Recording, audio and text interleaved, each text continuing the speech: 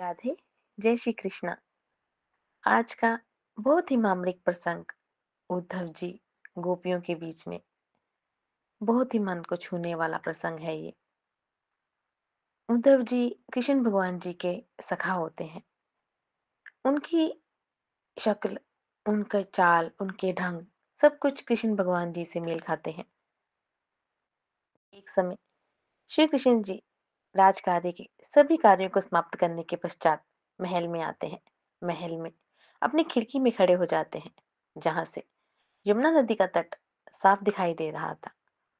तो वो अपने अतीत में पहुंच जाते हैं। सोचने लगते हैं कि अतीत में मैं भी ग्वालों के साथ जाया करता था। वहां से कुछ ग्वाले जा रहे होते हैं। कृष्ण जी को लगता है कि जैसे वो स्वयं ही जा रहे हैं यहाँ से।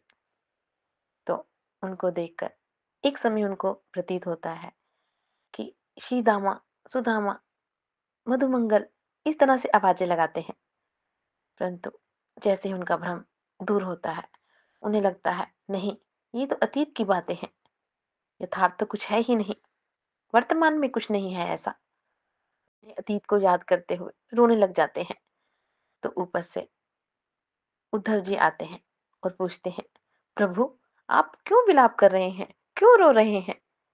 कृष्ण जी कहते हैं, उद्धव, मुझे यशोदा मैया की बहुत याद आ रही है। यशोदा मैया जैसी मैया युगों युगों तक नहीं मिलेगी। यशोदा मैया मुझे बहुत प्रेम करती थी, बहुत स्नेह करती थी मुझसे। और नंद बाबा, मुझे नंद बाबा की बहुत याद आ रही है।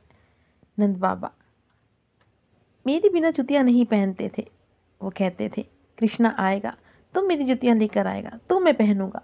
मुझे पूरा विश्वास है मेरे बाबा ने अब तक जुतियाँ नहीं पहनी होंगी। उद्धव, मुझे बहुत याद आ रही है। मुझे अपनी गोपियों की बहुत याद आ रही है। मुझे अपनी राधे की याद आ रही है। उद्धव, मुझे बहुत याद आ रही है।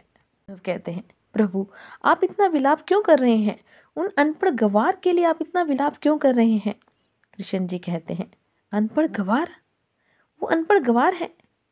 नहीं उद्धव, मैं कौन सा पढ़ा लिखा हूँ? मैं तो सिर्फ एक ही वर्ष गोकुल में गया हूँ। क्या गुरुकुल में जाने से, एक वर्ष जाने से सारा ज्ञान प्राप्त हो जाता है? नहीं उद्धव, नहीं, ऐसा नहीं कह सकते तुम। जितना स्नेह मैं उनसे करता हूँ, वो भी मुझसे करते हैं। वो मेरी याद में रो रहे होंगे। मैंने सबसे ज़्यादा दिल गोपियों का दुखाया है, अपनी राधे का दुखाया है, यशोदा मैया का दुखाया है, नंद बाबा का दुखाया है। उद्धव, तो उद्धव कहते हैं, आप तो अंतर्यामी हो, आप परम ब्रह्म हो, ज्ञानवान हो, ज्ञान की परिभाषा ही आपसे होती है, तो आप इस तरह से विलाप क्यों कर रहे हो? तो कृष्ण जी कहते हैं, अच्छा, क्या तुम उन गोपियों को समझा सकते हो? यशोदा मैया को समझा सकते हो? मेरी राधे को समझा सकते हो? अगर ऐसा है तो उन्हें समझा कर आओ।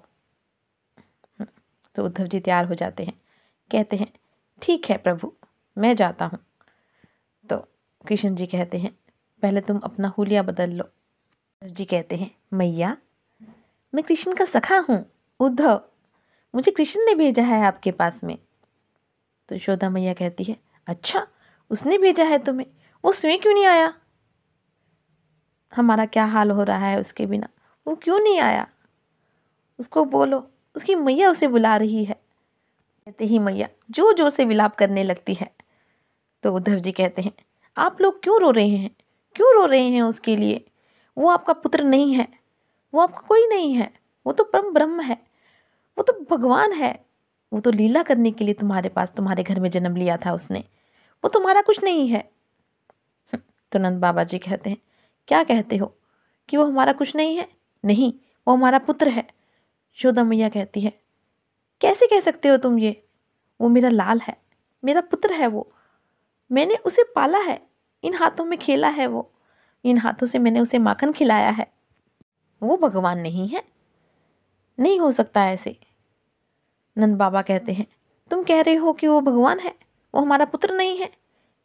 कभी भगवान को किसी के घर में चोरी करते देखा है?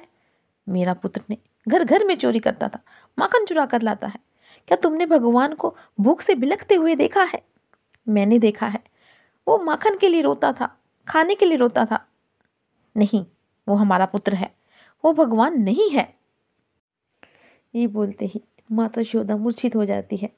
नंद बाबा कहते हैं, ये देखो, ये मूर्छा को प्राप्त हो गई है। अब जब तक ये मूर्छित रहेगी तब तक सही रहेगी, और जब ये उठेगी तो द्वारे द्वारे पे नगरी नगरी जाकर सबके घर जाकर कृष्णा को ढूंढेगी, पूछेगी कि मेरे कान्हा को देखा है, कहीं माखन लेने तो नहीं आया, मेरे कान्हा को देखा है। ये बस सारा दिन ऐसे करती है। उद्धव, हम कैसे जिए कृष्णा के बिना, कैसे रह पाए हम? हमारा तो जीना भी मरने जैसा है। बस ये सुनते ही उद्धव जी वहाँ से चल पड़ते हैं और कुछ आगे जाते हैं तो उन्हें गोपियाँ मिलती हैं और गोपियों से पूछते हैं,